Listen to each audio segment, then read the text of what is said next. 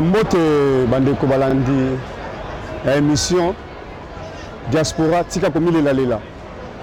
Émission oyo diaspora tika komile la lela ezali moko ya émission oyo elegaka na chaîne ya prise de conscience. Prise de conscience la chaîne na bino ya télévision oyo ya YouTube oyo bose plara na yango mingi. Émission na bino oyo bolingaka mingi ya diaspora tika komile la lela. Et puis ça me pas na ngani ndeko na bino plus kitoko la main digitale. Avant la bande émission na ko pesa mbote pa ndeko na ngai Salin na Mambester na pesa mbote sika bozali. Na yango na kata émission biso oyo ya diaspora tika komile la lela to ba sujet be to ko développer. To ko lobla o tanga mi entrepreneuriat. Comment investir? Nous devons investir. Makambo belé. Pour la émission pour ces plans autour de la liberté financière. Le lengenini bon ko sala pona yo. Le que yo sala pona bon mais bon sala pona yo. Na yango na quatre émissions biso oyo to ko lobela mingi ngami agriculture et élevage. Depuis le 30 juin il y a année oyo to lancer qui auto bengi opération indépendance alimentaire. Donc, tu vas lutter pour l'indépendance alimentaire dans le Congo.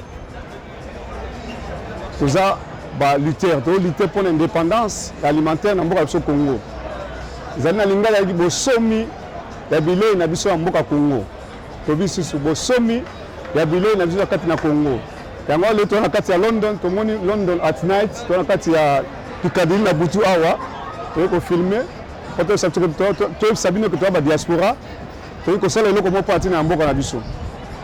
Toni ko lobela otangami bosombi pona kolia ya mboka na biso Congo. To ko luka yango ndenge nini? To ko sala yango ndenge nini? Na yango to ko banda na liboso. Na oyo benga bilei ezali nini?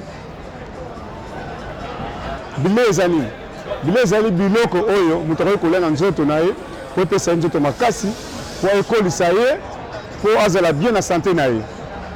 Tu peux voir la carte à billet, tu as vu que la carte à billet, tu as vu la sorte de billet à billet.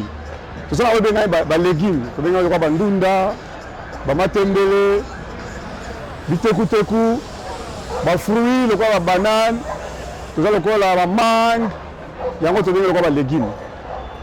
Tu as vu des misuni, tu as vu des mbisi, tu as vu des poissons, tu as vu des taba, des ngombe, des na kati na nyoso wana yango wana tobenga ngo bilei oyo permettre que mutu alia ko la malamu aza bien na santé na ye donc yango wana moni ayeko sepela ni l'émission aza yoka. Tu parles espagnol? No, speak French. Do you speak French? Si, ça va? Ça va, comment toi? Ça va bien? Je suis très fatigué. OK. Et je mangeais. Ah oui, tu as mangé? J'ai mangé les poissons. Ah, tu as mangé les poissons?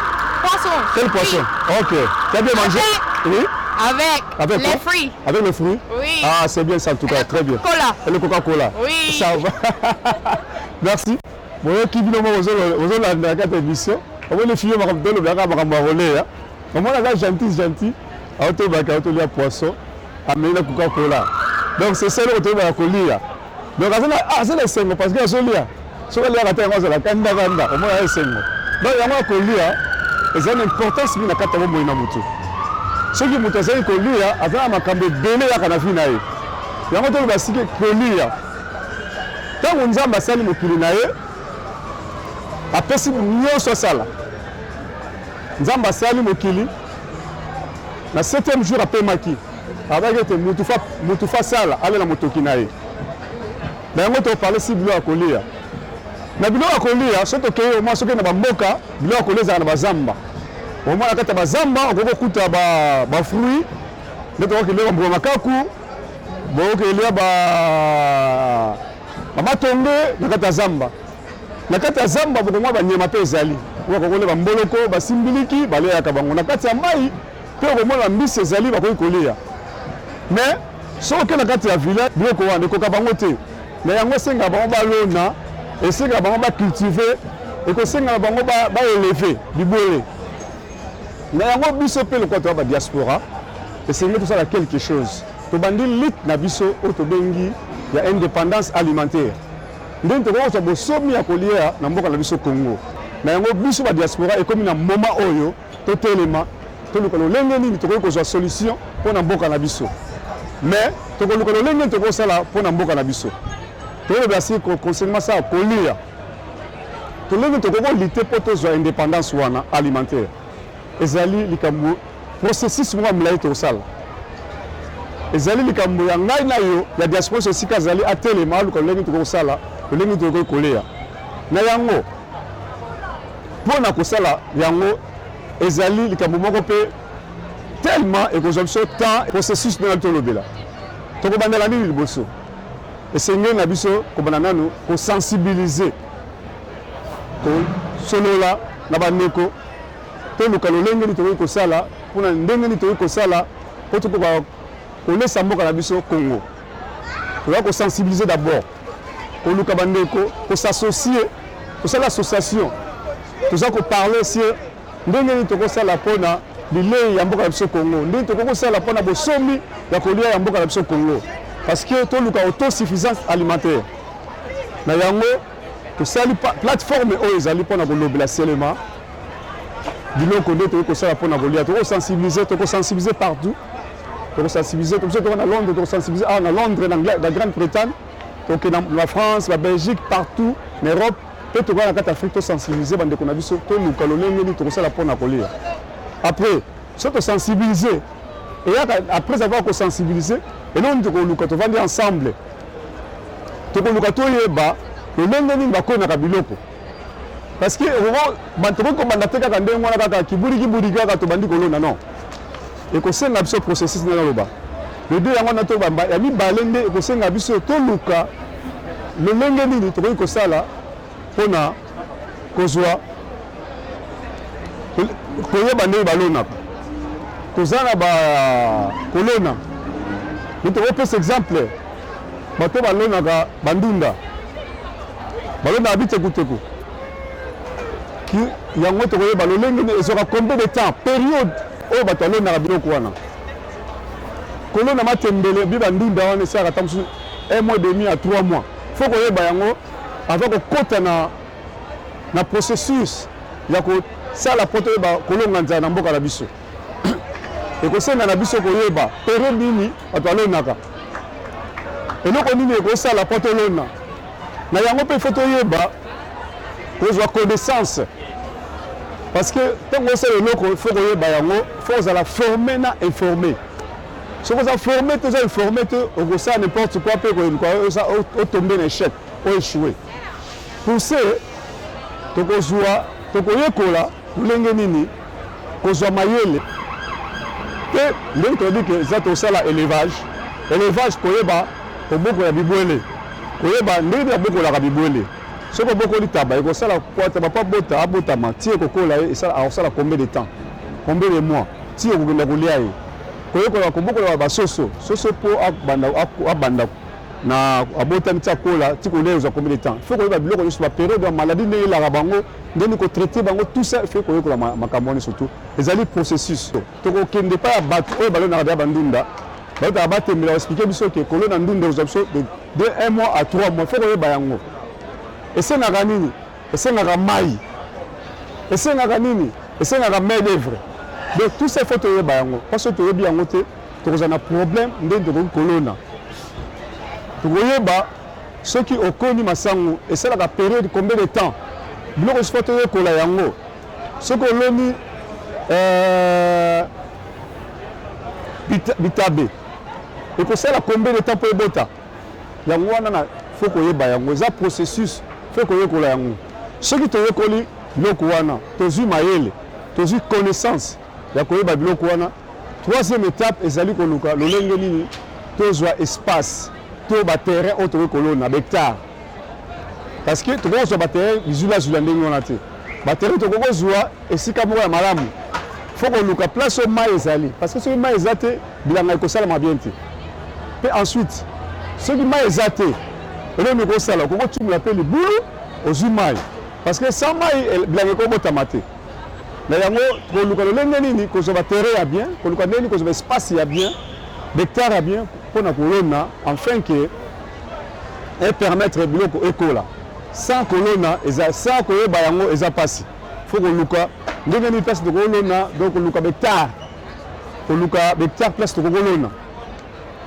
après avoir koluka hectare il faut koluka nini koluka ba autorité ba kolo mabele loka to monaka na biso na ba Kongo kuna ba chef coutumier ba kolo mabele boko swana bango ba kotekela au terrain ba tekele terrain abi que non terrain OSA yo okubanda kolona tam sur 5 hectares 1 hectare 3 hectares yo zu terrain wana comme na disposition na yo ya libela le soleil na bango na sima ok na l'état bosali mikanda terrain comme ya yo soit ok et pas bata ba kondia mboka pe bata na mboka soit mutana terrain na ye yo ok o louer seulement bandi musala na yo donc c'est comme ça là mutako louer te terrain abandi musala be ya mwana nyo surtout faut yeba ya mwana zongeli na ebandeli tolingi ke biso ba diaspora totika komilela lela toyebi ke toumeli mingi na kati ya mboka oyo so wana kati na diaspora mais biso ba diaspora toza mingi komilela lela na ba station plutôt komela biso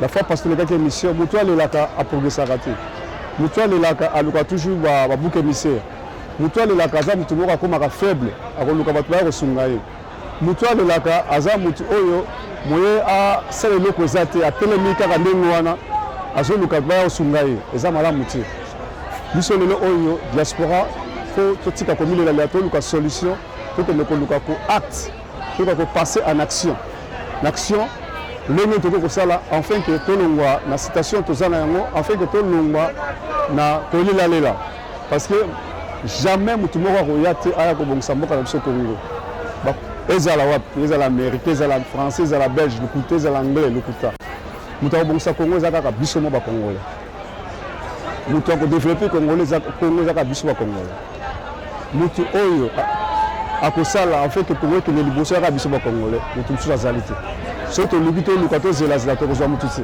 kaka biso moko fo totelema totika komilela lela mpo na ngai en tout cas je pense que diaspora mutu akotelemisa Congo Congo ekozala développe na nsima ya diaspora selon ngai namonaka ndenge wana parce que soki diaspora le totelemi tozwimaka nyonso na maboko lelo oyo Congo ekotelema soki diaspora lelo oyo alobi ya investi na mboka na biso Congo ekotelema en tout cas totika kolela lela toluka totelema tosala mpo na mboka na biso na yango tolance na kati na émission na biso oyo ya diaspora tika komilela lela toza na opération oyo tobengi ya l'indépendance alimentaire na kati na mboka na biso Congo oyo tolobi ke na lingala ezali bosombi mpona bilei ya biso ya Congo toluka lolenge toyei kosala enfin ke tolia malamu na mboka na biso Congo tomoni mpe bato ebele awa bakima Congo baya na bango na poto bakenda partout ailleurs parce que kolia ezalaki mpasi bato akimi mpasi ya kolia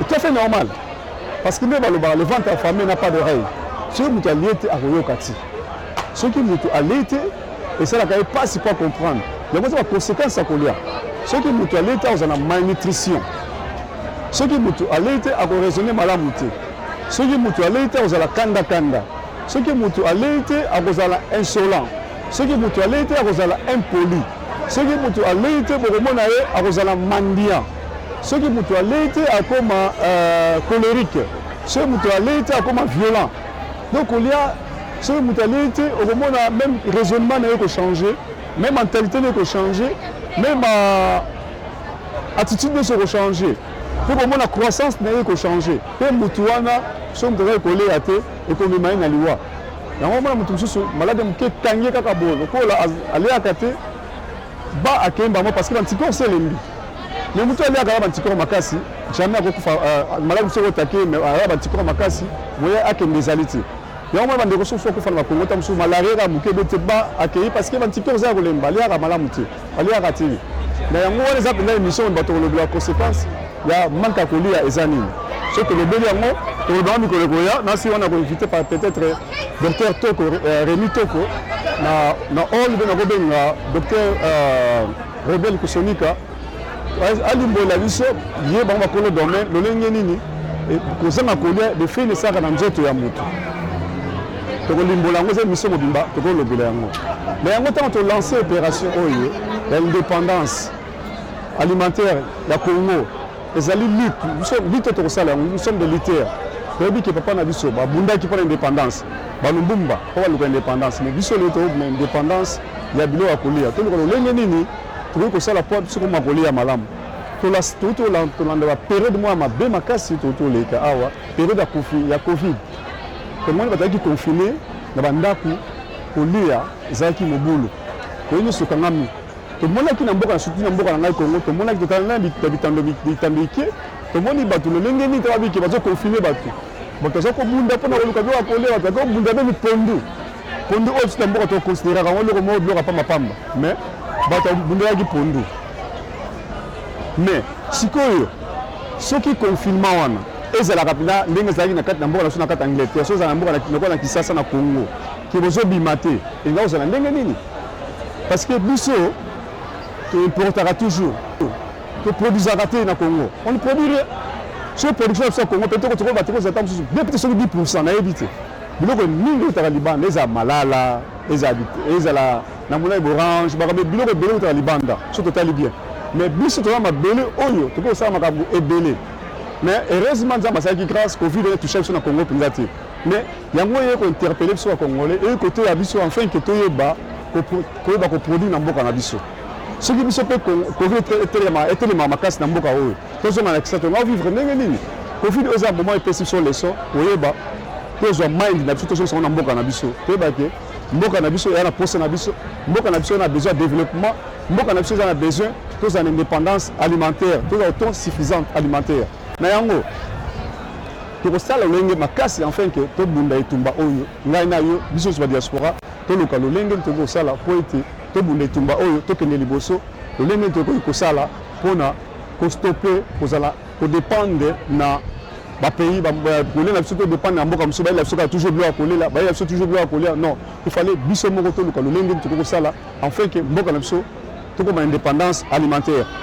So totala susu ba crise oyo toleka eza kosalama a mikolo oyo ezoleka bakama bitumba oyo ezoleka na Ukraine, tomoni voir même mapa et matière bitumba ezali en Europe, mais Afrique eza affectée. Comment expliquer ça? Normalement l'Afrique nous ezali toza mabele terre fertile, mais comment expliquer que tozo dépendre toujours en Europe même na biloko ya kolia eza pasi na yango biloko oyo te ya biso na yango lelo oyo biso ba Congolais ba diaspora toyaki en tant que ba jeune tokomi na mboka oyo tozwi expérience tomonaka mebele, mais tokomi na moment oyo il faut changer, totika kolelalela, totika komitumisama, toluka lolenge tokoki kosala enfin ke mboka na biso ekoma ekende liboso tokoma autosuffisance alimentaire. Na yango na opération tobandi ya autosuffisance alimentaire tokosala nini? Eloko tokosala liboso tokoyeba ndenge tokosala mpo ete tokoma na biloko ebele na mboka na biso Congo. Ezali eloko tokobanda yango lelo eza tout un projet tokosala, eza processus mobimba soki bamboka oyo ekola boye eza grâce mpona biloko ya kolia, mpe mboka oyo baza autosuffisance alimentaire te eza sous-développé. Moto aliaka bien te aza sous-développé, fo koyeba yango. Soki na mboka baliaka bien te bayebake mboka ba sous-développé, mboka eza développé baliaka bien, yango tomona awa bato baza kosepela baza kolia baza esengo parce que baliaka bien. So baliaka bien tokozala esengo te. Pays nyonso place baliaka bien te eza pays sous-développé. Développement yaka na nsima ya kolia mpe kolia yaka na développement. Tomona mboka lokola ba Chine, sur lelo Chine ekomi émergent parce que babandaki na agriculture bakei basépanouir. Eloko mpe mboka biso toluka lolenge tokosala mpe ke tosépanouir. Il fallait tobanda mpe na koluka lolenge nini tokoma indépendant alimentairement. Soki moto ali te akozala jamais développé. Na mokili oyo à part Nzambe ezali kolia, soki mutu alei te même aza na bamilio na ye aza nul.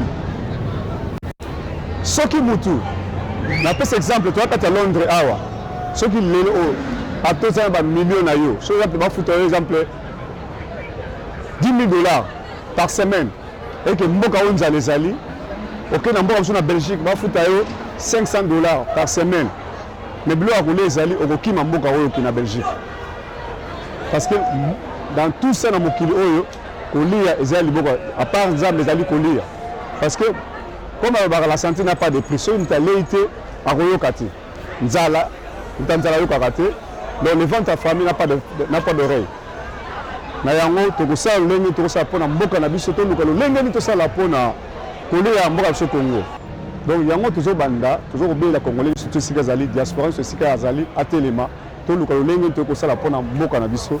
Donc au telemi biso na kata Londres to lancer opération auto bengi lutte pour l'indépendance alimentaire ya Congo. Lutte pour l'indépendance alimentaire du Congo. Donc bosomi pona biloko ya kolia na Congo. Congolais biso so telema diaspora sika ozali telema en tout cas il faut to banda lutte oyo.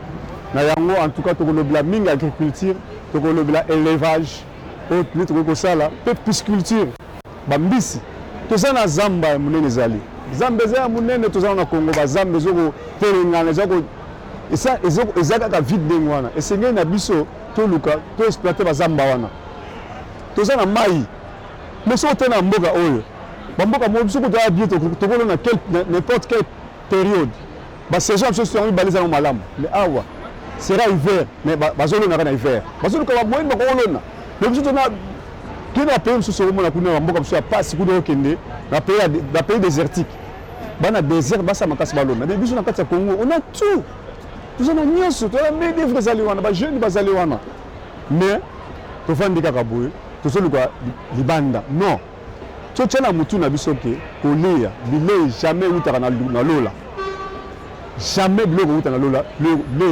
jamais parce que nous sommes trop spirituels tout le monde a nzambe non nzambe osanyo non pour na makamba kolia to sengi nzambe te esengeli ngana yo to telema to luka neni to kokolia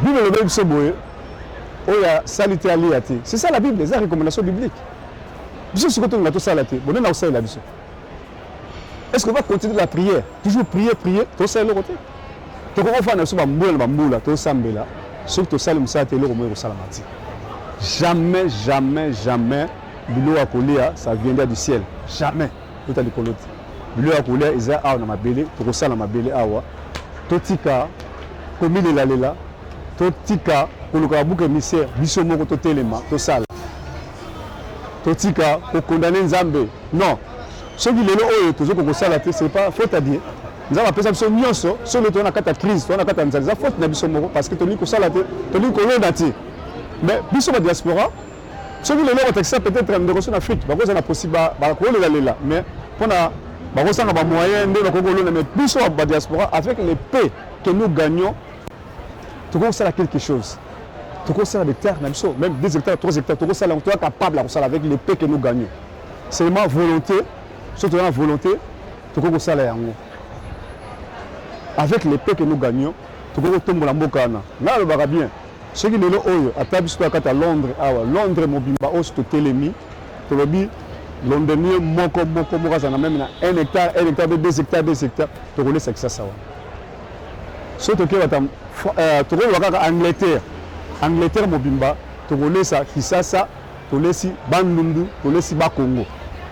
Surtout que en France, à rouler ça, Kasaï, à cause ça Équateur à cause ça la province Moussou donc la province de l'équipe na tout la province de qui na Moussou qui na tout donc les aussi na diaspora telemi à lobby que azama kamwa mais en tout cas biloko na to sala yango to kolesa Congo pe kimi ko takata Congo donc to luka to telema to luka to kolesa mboka na biso to la lisusu te to tika mokomili la lela biso to telemi penza to zo bunda maintenant pona bolei ya mboka na biso lelo oso so lesi bango tika na kolesa bango biso to sala effort wana to telema to luka to kolesa bango na kati na opération to loba oyo diaspora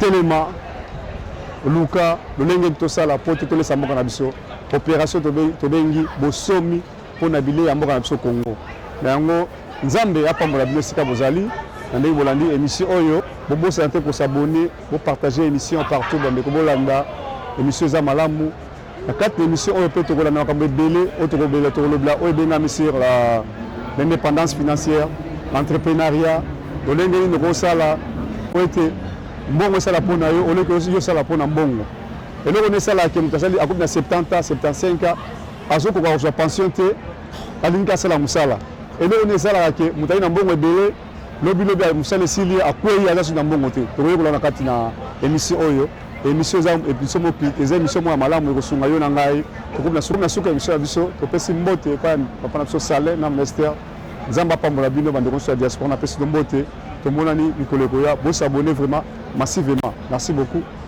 ciao.